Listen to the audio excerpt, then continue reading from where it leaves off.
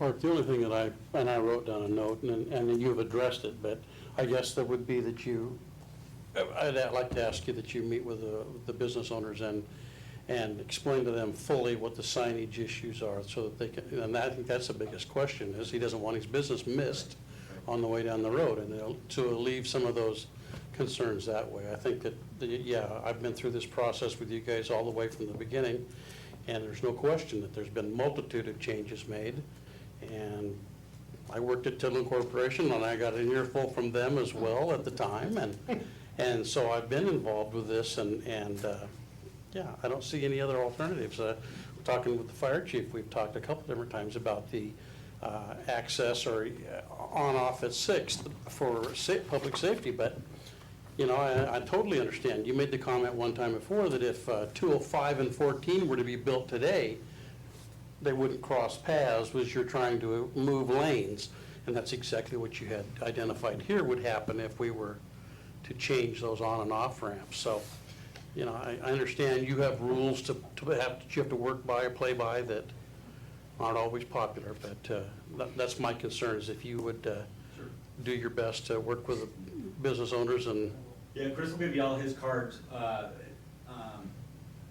then somehow we'll figure out how to communicate with some of the other ones. I think through the right-of-way acquisition process, Most of them already have. I have They have the same contacts concerns. for pretty much all the businesses that directly impacted from the project. I can get ahold of you guys.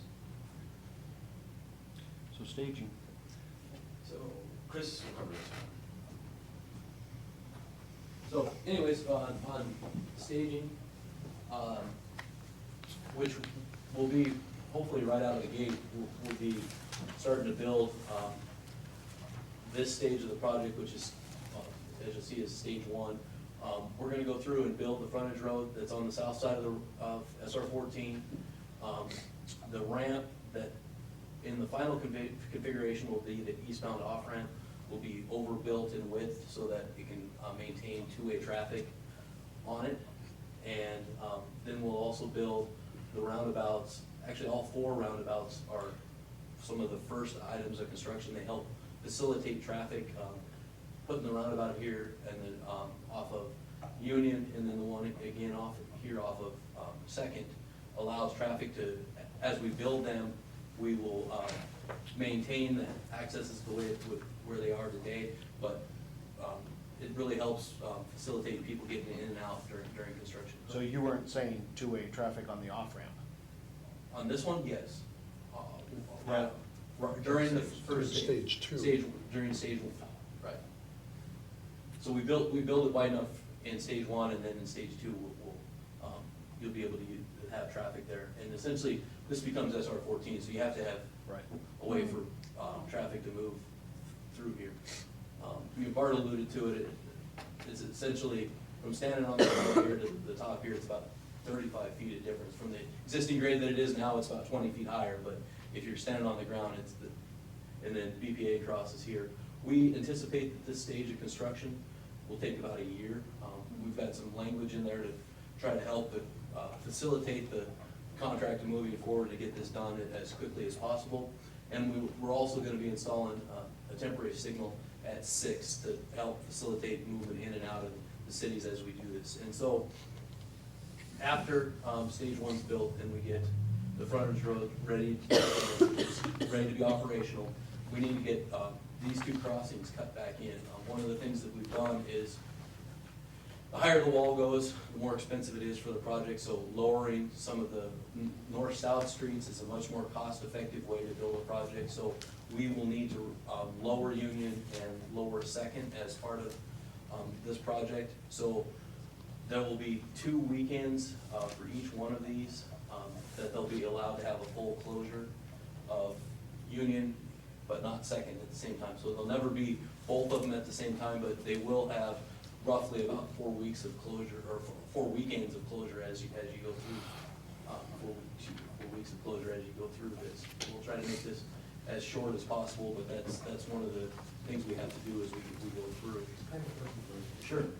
With regards to lowering, how low will it get relative to the average height of the boundary? Well, if you look at, Above existing ground. essentially matches existing. So if you go out there today and you look at where SR 14 is, and you know, it's gonna be higher than you today, when we're done, it's gonna be pretty much at the existing ground on both sides. So if the road went straight, it would just stay at the same grade. It's the same grade. Right now, you come up and over and then come back down. When we're done, it'll be So just. it's not, it's way above the Columbia. Yeah. So, when you say you're lowering it, is that simply just to build up the roadway? We're lowering it so that we don't have to take SR 14 that additional 5 to 10 feet higher up for the entire length of the project. So this project you start gaining elevation roughly right here where that ramp takes off. And, you know, we'd be further out here to gain that elevation, and and we gotta get underneath BPA as we go back through, so we'd have even a higher up and down as you go across there. Stage 2 is when we would do the construction of the rest of the project, or the project that's on SR 14 proper now. This will be the remaining year that's left in the project, and we'll, like I said, be taking 14 up and over Union, up and over Second, and under the BPA lines. And then, one of the final things we'll be doing would be putting these off-ramps back in and getting ready for it to tie back in. We'll have an additional nighttime closure for setting the girders. We'll have this roadway up and functional and start working on the bridges at that time where we get people shifted over. But in order to set girders, we can't have people driving underneath the girders as we do it. And that'll be a couple of nights is all we'll need on each of these to get the girders set and then get it open back up. And it'll be a nighttime deal, so it should have very minimal impact on traffic as they go through. When that is closed, what will be do you know what the detour route's gonna be?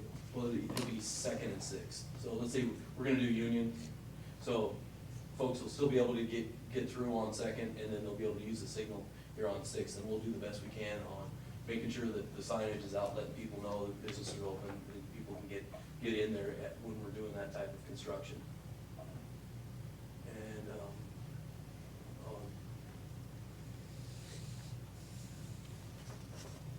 So as we go forward with this, like on our other projects, we're trying to figure out what the best way to communicate to you, but to the businesses and to the general public out there. We have a number of different tools. One is we try to get email addresses from businesses and general community, so we can send them regular information, flyers, or whatever. We also have a website, people can log in, but then they have to be more active to log in. We also have our message boards out there, but we only put a couple phrases on the message board, trying to say that, you know, Union's closed, you know, Friday to Sunday, da-da-da-da. And we could do that, but looking at other tools, we do have a HAR, which is our Highway Advisory Radio. And so we put a sign out there, say, tune to channel, you know, 560. And then on the radio, we put our station out here, and at 560, it could talk of, you know, 2 pages worth of statements of what we're doing, when we're doing, how we're doing it, etc. So we have that tool available to us as well. So we're kind of looking to you about what's any other ideas, anything else that can help us communicate with the businesses, help them communicate with you know, their clients, or something else. We're open. Do you have, Bart, on your, I'm somewhat familiar with your website, going to it and